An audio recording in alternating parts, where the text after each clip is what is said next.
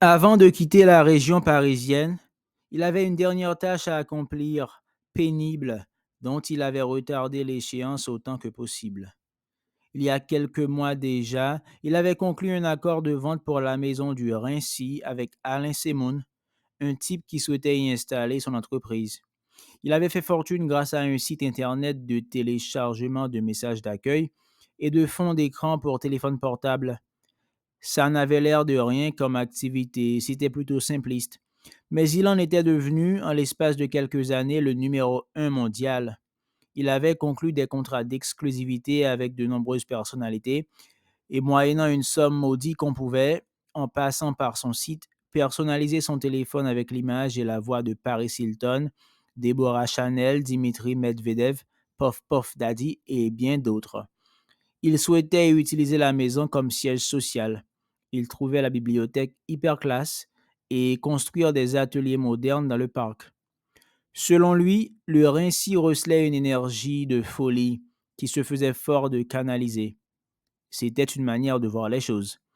Jed soupçonnait qu'il surjouait un peu son intérêt pour les banlieues difficiles, mais c'était un type qui aurait surjoué jusqu'à l'achat d'un pack de Volvic.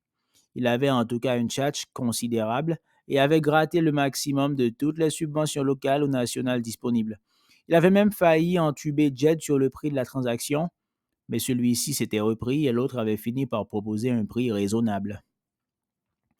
Jed n'avait évidemment pas besoin de cet argent, mais il aurait trouvé indigne de la mémoire de son père de brader cet endroit où celui-ci avait essayé de vivre, où il avait essayé, ne serait-ce que quelques années, de construire une vie de famille. Un vent violent soufflait de l'est lorsqu'il prit la sortie en direction du Raincy. Cela faisait 10 ans qu'il n'était pas venu. Le portail grinçait un peu, mais s'ouvrit sans difficulté. Les branches des peupliers et des trembles s'agitaient sur le ciel d'un gris sombre. La trace d'une allée se distinguait encore entre les massifs d'herbes, les buissons d'orties et de ronces.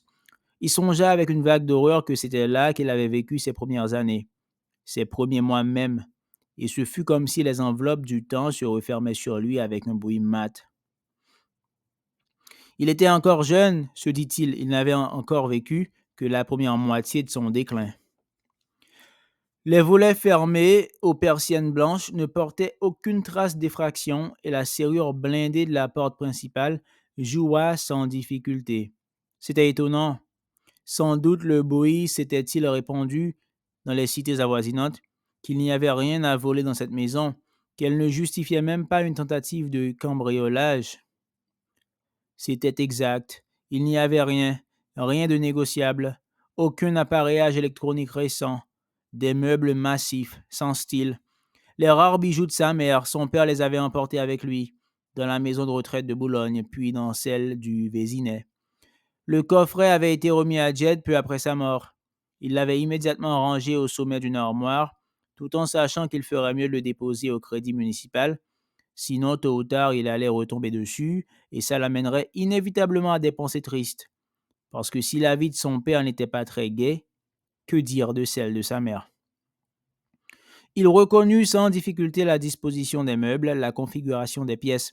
Cette unité fonctionnelle d'habitation humaine, qui aurait pu sans difficulté accueillir 10 personnes, n'en avait hébergé que 3, autant de sa plus grande splendeur. Puis 2, puis une, et à la fin plus personne. Il s'interrogea quelques instants au sujet du chauffe-eau. Jamais, durant son enfance et son adolescence même, il n'avait entendu parler de problème de chauffe-eau. Et lors des brefs séjours qu'il avait effectués, jeune homme, chez son père, il n'en avait pas davantage été question. Peut-être son père avait-il fait l'acquisition d'un chauffe-eau exceptionnel, un chauffe-eau aux pieds d'airain, dont les membres sont solides comme les colonnes du temple de Jérusalem, ainsi que s'exprime le livre saint pour qualifier la femme sage. Sur un de ces profonds canapés de cuir, sans doute protégés par les fenêtres aux vitres cathédrales de la chaleur d'une après-midi d'été, il avait lu les aventures de Spirou et Fantasio ou les poèmes d'Alfred de Musset. Il comprit alors qu'il allait devoir agir vite et se dirigea vers le bureau de son père. Il trouva les cartons à dessin sans difficulté, dès la première armoire qu'il ouvrit. Il y en avait une trentaine de 50 centimètres sur 80, recouverts de cette espèce de papier au triste motif noir et vert qui recouvraient systématiquement les cartons à dessin au siècle précédent.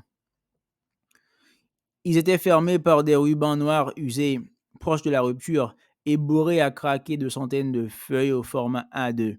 Cela devait représenter des années de travail. Il en prit 4 sous ses bras, redescendit, ouvrit le coffre de son Audi. Au moment où il effectuait son troisième voyage, il remarqua un grand noir qu'il observait de l'autre côté de la rue en parlant dans son téléphone portable. C'était une baraque impressionnante au crâne rasé. Il devait mesurer plus d'1,90 m et peser dans les 100 kilos. Mais ses traits étaient juvéniles. Il ne devait pas avoir plus de 16 ans.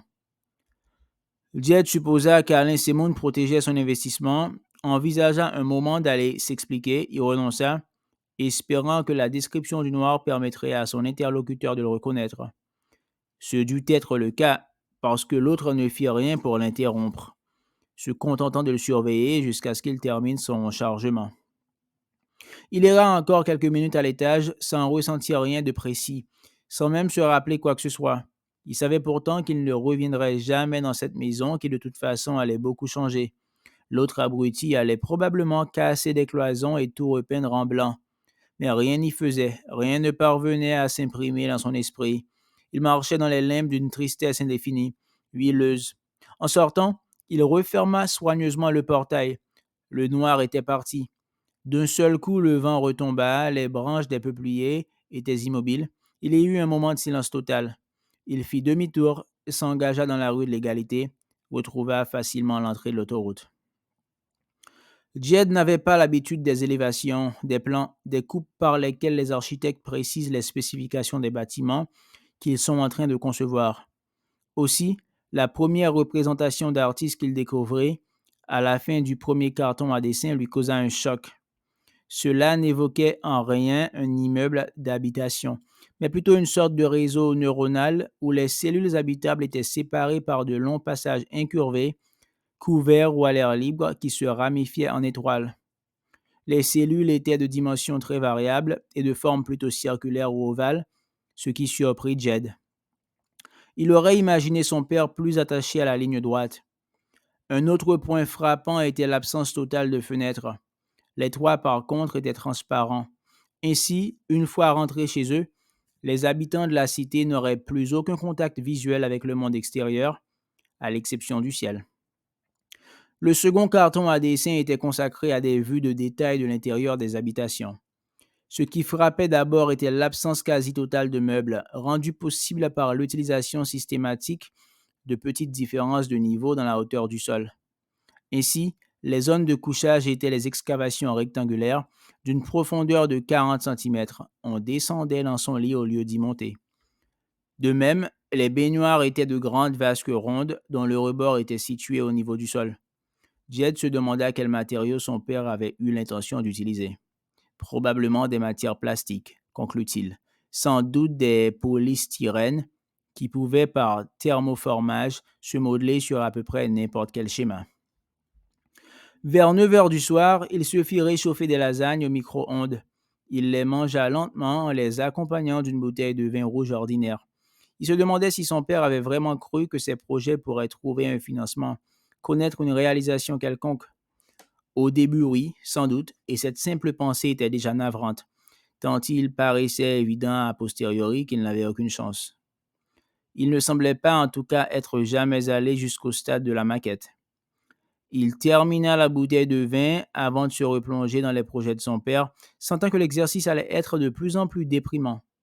De fait, au fur et à mesure sans doute de ses échecs successifs, l'architecte Jean-Pierre Martin s'était livré à une fuite en avant dans l'imaginaire, multipliant les niveaux, les ramifications, les défis à la pesanteur, imaginant sans plus aucun souci de faisabilité ni de budget des citadelles cristallines et improbables. Vers 7 heures du matin, Jed aborda le contenu du dernier carton. Le jour se levait, encore indécis sur la place des Alpes. Le temps promettait d'être gris, couvert, probablement jusqu'au soir. Les derniers dessins réalisés par son père n'évoquaient en aucun cas un bâtiment habitable, en tout cas par des humains. Des escaliers en spirale montaient vertigineusement jusqu'aux cieux, rejoignant des passerelles ténues, translucides, qui unissaient des bâtiments irréguliers, lancéolés d'une blancheur éblouissante, dont les formes rappelaient celles de certains Cyrus. Au fond, se dit tristement Jane en refermant le dossier, son père n'avait jamais cessé de vouloir bâtir des maisons pour les hirondelles.